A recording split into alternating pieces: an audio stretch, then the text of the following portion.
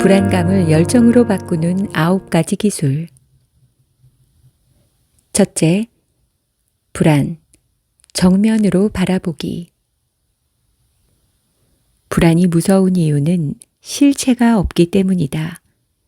실체가 있으면 공포심도 한정된다. 불안이 나무나 고양이처럼 형체가 뚜렷하고 크기가 정해져 있다면 불안에 사로잡히는 사람은 없을 것이다. 시야를 넘기는 거대함 앞에서 사람은 무력감을 느끼고 기가 죽는다. 어둠을 밝히는 데는 불이 필요하고 귀신을 물리치는 데는 빛이 필요하다. 악몽을 꿀 때는 깨어나면 된다. 불안에 시달릴 때는 불안을 정면으로 응시하면 된다. 도망가려 하지 말고 마주보면 불안의 실체가 나타난다. 손끝이 아파서 손을 잘라야 하나 떨었던 불안의 실체는 손끝에 박힌 조그만 가시일 수도 있다. 불안은 마치 석양해진 그림자처럼 어마어마하게 크지만 다가가면 실체는 조그마한 경우가 많다. 내 안의 불안이 두려운 이유는 실체를 몰라서이다. 불안이 불편하면 먼저 불안에 대해 알아야 한다. 내 불안이 어디서 왔는지, 언제부터 시작되었는지, 어떤 때 더 심해지는지, 어떻게 사라지는지, 생활에 어떤 영향을 미치는지, 일단 실체를 알아야 대응하든 말든 할 수 있다. 불을 켜고 정면으로 응시하면 사라지는 그림자처럼 불안도 스스로 움츠러든다. 잡아먹을 듯 덤벼들던 기세는 사라지고 순한 강아지처럼 꼬리를 내린다. 불안은 본질적으로 마음에서 발생한 내 감정 중 하나일 뿐이다. 둘째, 내 안의 불안, 객관적으로 보기. 불안을 마주볼 준비가 되었다면 그 다음 문제는 어떻게 볼 것인가이다. 자신의 현재 위치를 알아야 할 시기나 지금 불편함을 느낄 때는 객관적 시선이 필요하다. 기준을 외부에 두고 봐야 제대로 보인다. 지금 삶에 만족하고 지금 상태에 불만이 없다면 그냥 살면 된다. 굳이 비교하고 바꾸고 고칠 필요가 없다.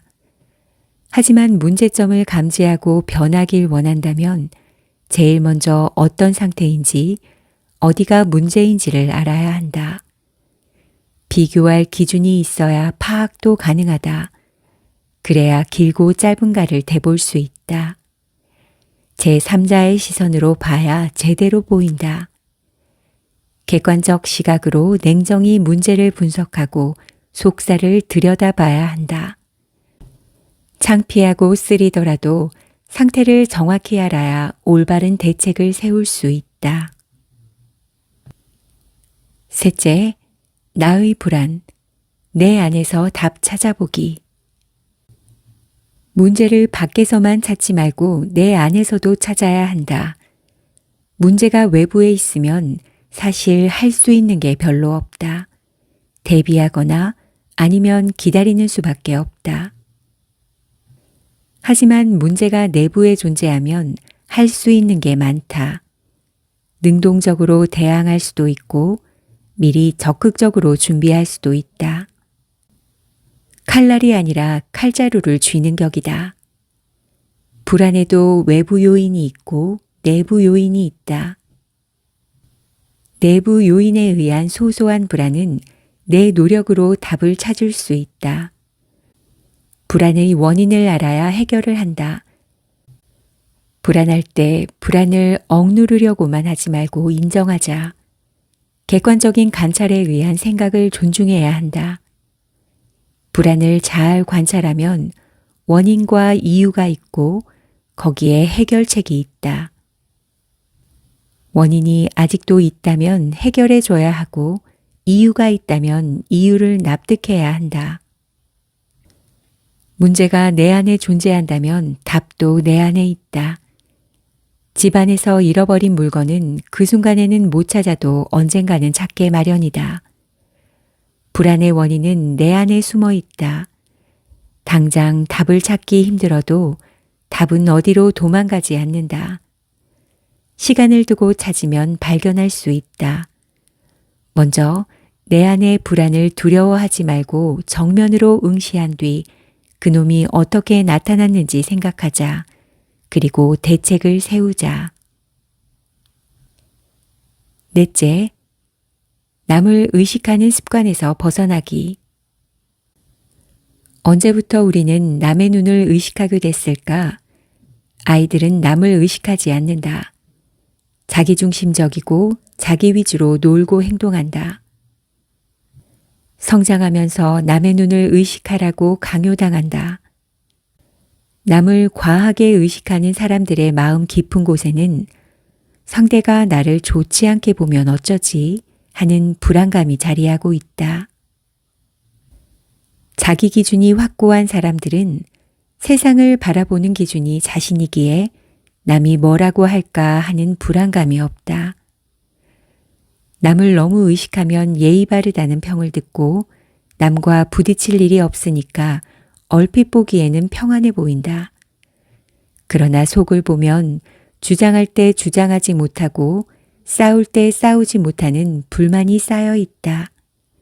삶의 기준이 나에게 있지 않고 남에게 있으니까 항상 피곤하다. 그렇다면 어떻게 해야 남을 지나치게 의식하는 습관에서 벗어날 수 있을까? 첫째, 세상을 보는 기준이 남이 아닌 나에게 두자.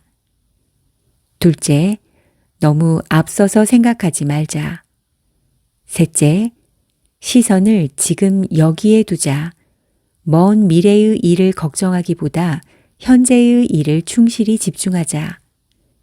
넷째, 착한 사람 컴플렉스에서 벗어나자. 남을 의식하는 일은 상식선의 예의 정도만 맞추면 된다. 남은 나에게 관심이 없다.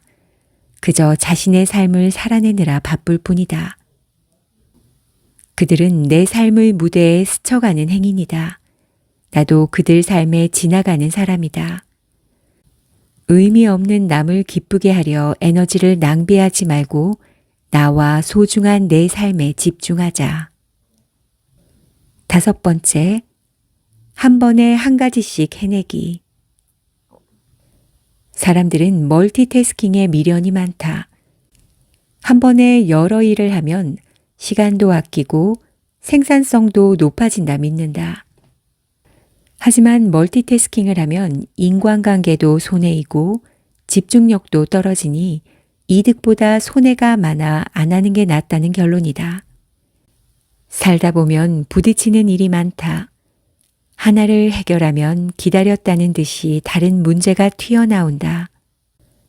상황에 따라 급한 일부터 또는 쉬운 일부터 혹은 중요한 일부터 하나씩 해결하다 보면 어느새 골치 아픈 문제들이 사라진다. 한 번에 한 가지씩은 인생에서 부딪히는 문제를 해결하는 아주 강력한 도구임을 잊지 말자.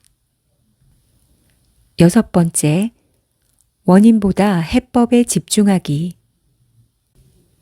생활에 딱히 지장이 없는데 일부러 시간과 돈을 들여 원인을 찾고 교종한다는 것에 어떤 의미가 있을까? 원인을 반드시 찾아야 하는 경우도 많지만 원인을 찾기보다 증상만 해결해 주면 되는 경우도 적지 않다. 비가 온다고 비 오는 원인을 찾는 사람은 없다. 비를 피하고 있다가 비가 멈추면 가던 길을 가면 된다. 몸뿐 아니라 마음도 비슷하다. 불안의 원인을 찾는 일은 의미가 없다. 지나치게 원인 찾기에 몰입하기보다 지금부터 어떻게 하면 좋을까 고민하는 게 나을 수도 있다. 현재의 나나 내 성격의 문제점은 하늘에서 뚝 떨어진 게 아니고 지금껏 살아온 하루하루가 모여서 이루어진 것이다. 어떤 계기, 원인이 있어 현재에 영향을 주었겠지만 그걸 안다고 오늘의 나, 오늘의 문제가 바로 바뀌지는 않는다. 오늘부터 노력해야 미래가 바뀐다. 과거 사건도 더 과거에서 보면 미래였고 그 당시는 오늘이었다. 오늘 사건도 미래의 한 시점에서 보면 과거의 원인이 된다. 뒤를 보고 살지, 앞을 보고 살지는 자신의 선택에 달려 있다. 7번째, 결과보다 과정에서 의미 찾아보기. 힘들게 번 돈은 허투루 쓰지 못한다. 부자가 3대를 못 가는 이유가 자손대에는 상속으로 쉽게 돈이 생겨서다. 힘들게 모으는 과정을 겪지 못해 쉽게 낭비한다. 꽃이 내게로 와서 의미가 되려면 투자를 해야 하고 여우를 길들이려면 시간과 정성이 필요하다. 뭐로 가도 서울만 가면 된다는 말이 있다. 흑묘, 백묘도 비슷한 말이다. 과정이야 어떻든 결과가 중요하다는 말이다. 끝이 좋으면 다 좋다는 말도 같은 뜻이다. 하지만 삶을 여행으로 본다면 출발은 탄생이고 종착은 죽음이다. 단지 목적지에 도착하는 것만 인생의 목적이라면 무조건 빨리 가면 된다. 같은 목적지를 두고 비행기와 차와 지하철을 탈 때와 걸어서 갈 때 본 세상은 다 다르다. 한 번뿐인 인생을 고속으로 컴컴한 지하로만 달릴 것인지 풍경도 보고 사람도 만나면서 여유 있게 지상으로 갈 것인지 결정은 자신의 몫이다. 8번째, 생각보다 행동 먼저 해보기. 장고 끝에 악수 둔다는 말처럼 고민을 거듭하다가 선택했는데 안 좋은 결과가 나오는 경우가 많다. 가끔은 너무 재지 말고 바로 행동하는 것이 정답일 때가 있다. 중요한 일일수록 경우의 수를 따지고 조건을 살펴야 하지만 사소한 일에 너무 고민하면 삶이 피곤해진다. 결정 중 제일 잘못된 것은 아무 일도 하지 않기로 하는 것이다. 세상은 자꾸 변하고 기회는 움직인다. 내가 가만히 있다고 세상도 멈추는 것은 아니다. 지나고 나면 그때 잡았어야 하는데 하고 땅을 치며 후회하는 경우도 생긴다. 산다는 건 결정하고 행동하는 과정이고 끊임없는 판단과 고찰의 연속이다. 판단과 결정도 연습이다. 자꾸 시도해야 익숙해진다. 실패가 두려워 판단과 결정을 미룬다면 큰 기회가 오더라도 머뭇거리다 기회를 놓친다. 작은 도전에 너무 고민하지 말고 결정해보자. 잘 되면 성취감과 자신감이 늘어난다. 이기는 경험도 쌓이면 습관이 된다. 뛰면서 생각하라는 말이 있다. 너무 고민하지 말자. 9번째, 나 자신을 믿어보기. 나 자신을 믿는다는 말은 내가 내 인생의 주인이 된다는 뜻이다. 남의 말이나 남의 시선에 따르거나 맞추려 하지 않고 내가 진짜로 원하는 삶을 산다는 의미다. 남에게 잘 보이고자 싫어도 억지로 하기보다는 나를 위해 능동적으로 처리하고 나에게 충실한 삶을 산다는 선언이다. 남의 시선이나 말에 의존하는 사람들은 자존감이 낮아질 수밖에 없다.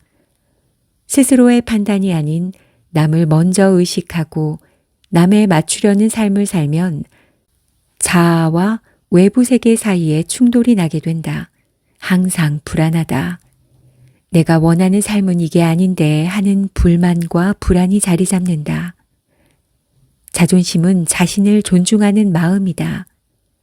나를 자랑스럽게 생각하고 나를 인정하는 마음이다. 자신을 믿고 자신의 인생을 책임지는 마음이다. 산다는 건 내가 내 인생을 운전하는 거다. 미루지 말고 나 자신을 믿으며 스스로 결정하자.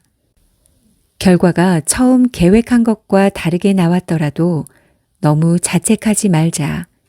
기회는 계속 온다.